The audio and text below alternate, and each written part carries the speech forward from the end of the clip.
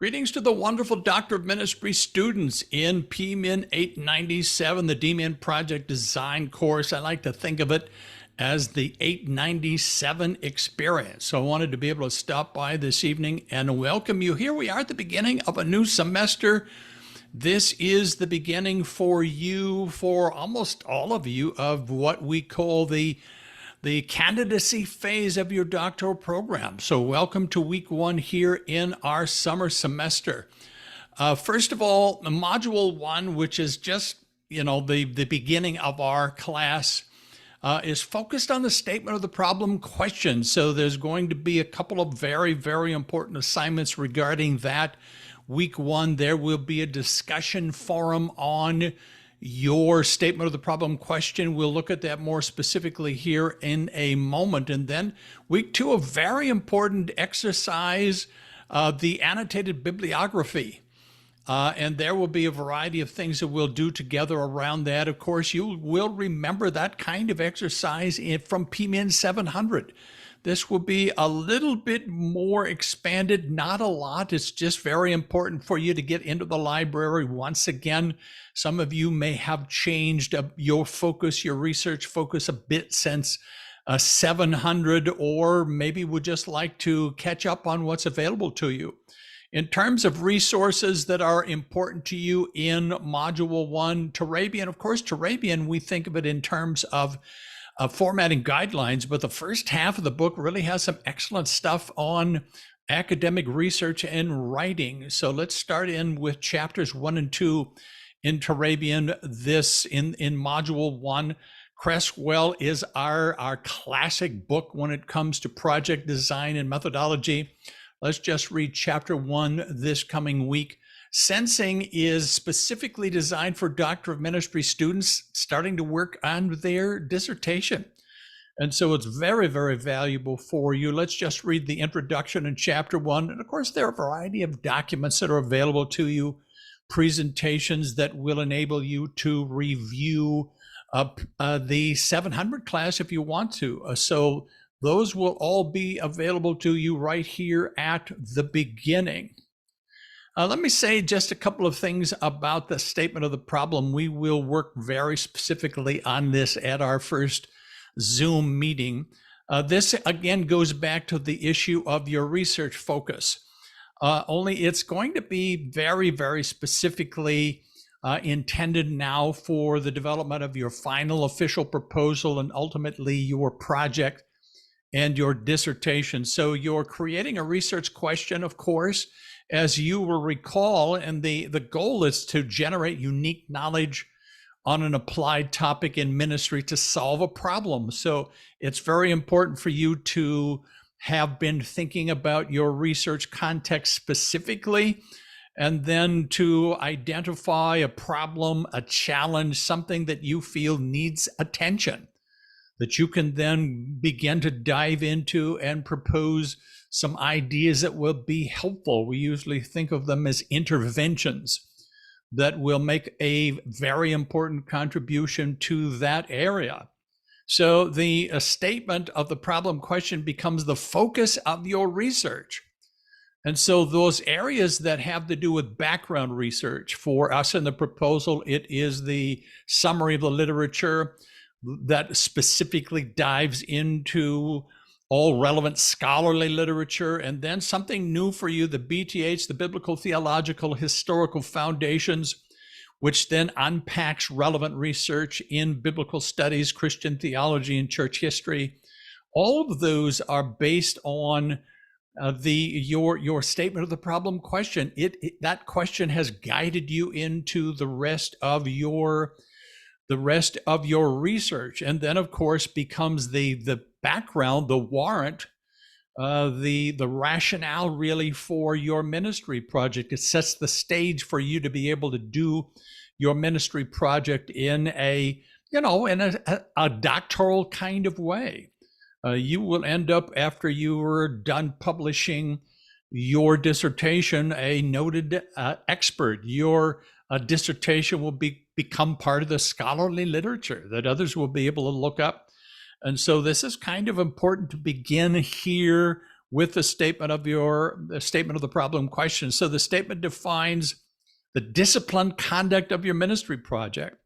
It's a project designed to propose and then ultimately to test a specific kind of intervention. And so all of that is stated in one sentence. It's implied in one sentence with the statement of the problem question. So we'll work on it together, and we'll have plenty of time to learn together and to learn from each other when it comes to this. I love the 897 experience because it is a learning community experience. So you will, in your discussion group, have opportunities to interact with one another. And I will always jump into those groups and participate myself. And so this is an exciting opportunity for you to kind of come to the end of the process. You've been thinking probably a couple of years about the direction you want to go in. Now we will finalize that process. In terms of discussions, of course, you all know that we're not in Blackboard. For those of you who have been in Blackboard, that's a hallelujah. You know, for faculty as well, it's the beautiful thing about Canvas is that it, first of all, is usable on your devices. The interface for even your phone or for your iPad, etc., whatever device you kind of like, as well as your laptop, is just a lot more user-friendly. It's more intuitive. One of the things I love about Canvas is that everything is in one place. And so you don't have to go, frankly, beyond the modules if you want to. If you can call up the modules section, it ultimately will have everything. There is also, of course, then a link to discussions. And so you have been divided up into discussion groups. So far, I have 3. I have 2 for our new students. I will always usually have an additional one for returning, continuing students that we want to be able to serve them in a unique kind of a way. And so for those of you in group 1 and group 2 from the discussion area, your week 1 assignment is the peer review of the statement of the problem. It's the research question. And so you will review the document. There's a very, very excellent document that unpacks the 5 required elements of that question. You will provide then what you feel is, at this point in time, your problem statement. And you will also give a bit of an explanation on how that relates to your research context. All of you have a vision for what it is you would like to do, what you would like to contribute to a specific research area. And so you will give a bit of explanation regarding that in your group. And then use the peer review rubric, which also has been the document that explains in detail the research question. You will use the rubric then to provide specific kinds of feedback. Our groups are kind of small in the summer, so I think you will enjoy being able to interact with each other, give some specific feedback, and engage in a conversation about how this process is going for you. Really, everything depends on clarity and focus, on succinct language, etc., when it comes to the statement of the problem question. And so it's going to be a great opportunity for us to work together on that. Course resources are now also found in the modules. Now, most individual modules will link to resources, but if you go to the bottom of the modules section, you will see all of these grouped together. So there are some very important documents. The most recent iteration of the DMin handbook, which is really quite recent, is there. There are dissertation guidelines. The student profile template, which is coming up later in the semester, is there. But there are also folders. You remember back in Blackboard, under course resources, there were folders that contain certain kinds of information. Well, these are all grouped together so you can see them. You don't have to get inside of a folder to see what's there. They're immediately there and apparent under a heading. So there are writing center resources, Turabian, very important Turabian resources. It's good for you in 897 to make sure you review all of the specifics You want to be sure you're ready to deal with terrain before you start writing your dissertation. There are Microsoft Word tutorials because I find a lot of students really haven't mastered some of the basic ideas of Microsoft Word, including what to do with the default settings, etc., so they don't mess you up as you're writing. Of course, Grammarly resources, I guarantee you, ultimately the members of your committee will look at your dissertation and turn Grammarly on. So you might as well do that yourself. Though, of course, human subjects review resources are there. All the proposal resources are there. Research methods resources are extra. We used to have PMIN897 with Dr. Cartledge, who just focused on research methodology. That's so very good. I wanted to save.